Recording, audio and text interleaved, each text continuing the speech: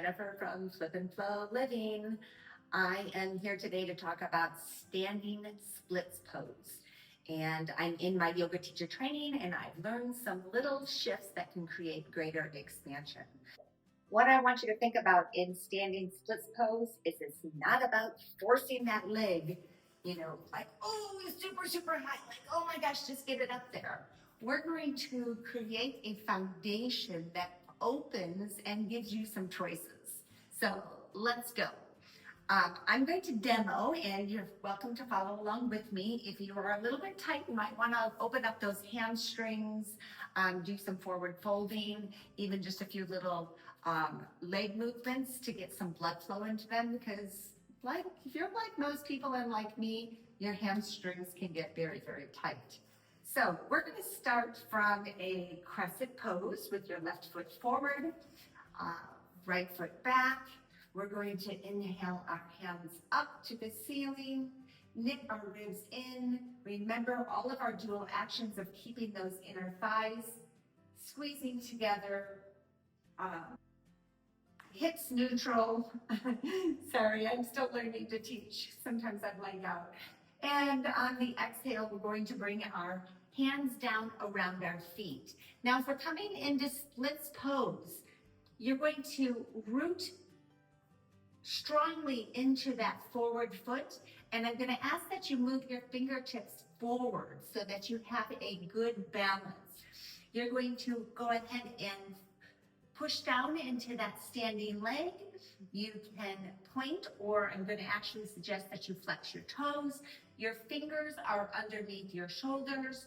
You're going to inhale to rise up, exhale to fold forward. From this folding forward position, you should be able to feel that your leg went up a little bit. It's not about forcing it up. I want you to think about rooting in this standing leg, strengthening the quad, lift the kneecap, hug your inner thighs together, and then allow it to come down.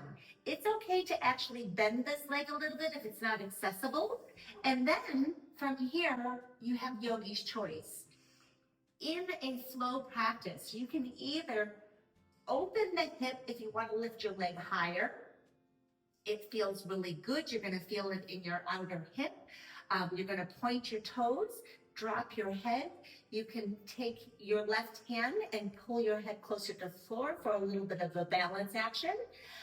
This is more strengthening and, or actually, this is more lengthening. If you want more firm, keep your hips square. This is the position going into a handstand.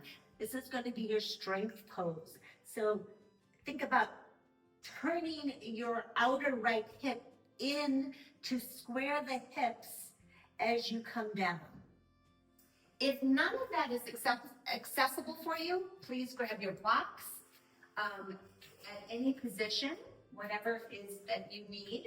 You can do it this way, and you're going to, again, think about inhaling, strengthening this kneecap, pointing or flexing your toes, engage through this bottom leg, and then exhale to fold forward.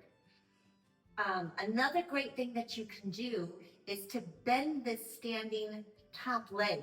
When you bend this leg, it takes the strain off the hamstring, and even maybe bend this one while you bring your chest closer to the leg, and then let your pelvis settle in, and then from there, take an inhale, and on the exhale, lengthen and push your feet away from each other. And you can do that a couple times to get more length. And you'll see that eventually you'll start to feel that you're opening up. Inhale to come up, bring your feet together. Exhale, forward fold. Inhale to stand up. Exhale, hands to your heart center. So, standing forward fold, again, it's not about forcing that leg up. It's about finding the accessibility in your hamstring, your quadricep strength and keeping those hips either open for a little bit more length or closed for more strength.